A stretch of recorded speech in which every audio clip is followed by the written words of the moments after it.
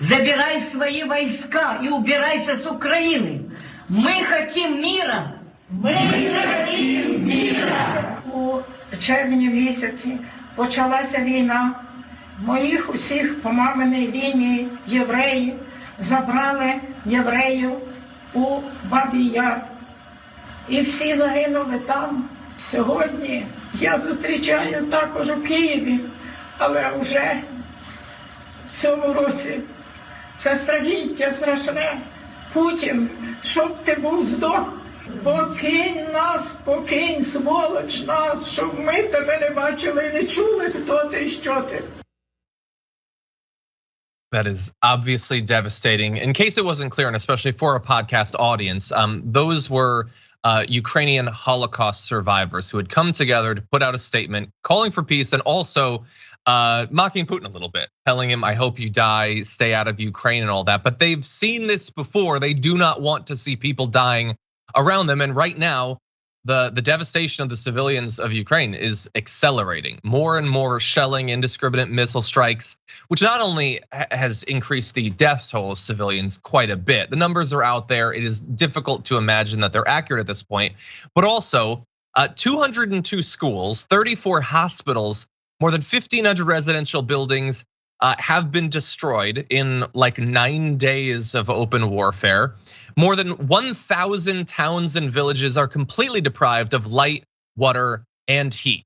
And so the stakes obviously are very high here. Now, the breaking news of the morning is that apparently demands have been given from the Russian delegation to the Ukrainians. They are set today to begin the third round of talks. So in about a minute, we're gonna get into what the actual demands are and what we think about them. But Francesca, I wanted to give you a chance to respond. That video is devastating. You can hear in the woman's voice how much pain she's in.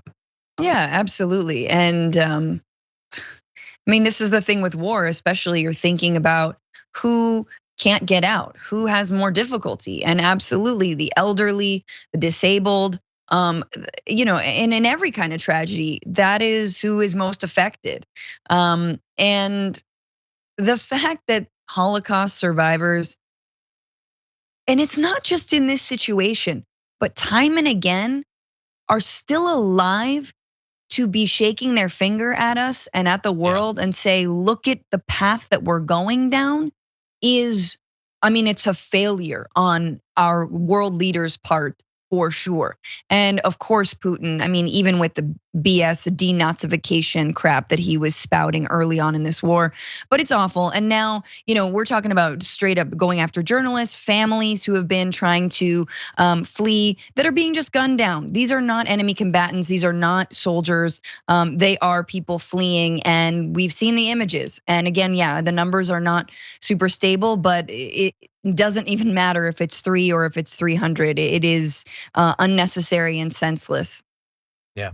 By the way, suffering on the Russian side as well. 4,500 protesters have already been arrested. And that's the number that they're admitting to. So, God only knows. And again, we've shown the footage of the protests. Thank you, like if this message actually gets through to them, thank you to anyone who is risking imprisonment and worse to speak up against this. It's regular Russians. Their celebrities are risking potentially everything to stand against this. Apparently, it's become a big thing on social media for the kids of oligarchs to try to rally people against the war. So again, a lot on the line in terms of that. So thank you to everyone doing that. Check out the Damage Report podcast each day, wherever you get your podcasts, whether Pocket Casts or Stitcher or iTunes. You can join me as I give you the news and stories you want, with a range of co-hosts and interview guests jumping in on the fun each day. Again, that's the Damage Report, wherever you get your podcasts. And if you get them at iTunes, don't forget to rate and review. Sometimes I'll read them live on the show.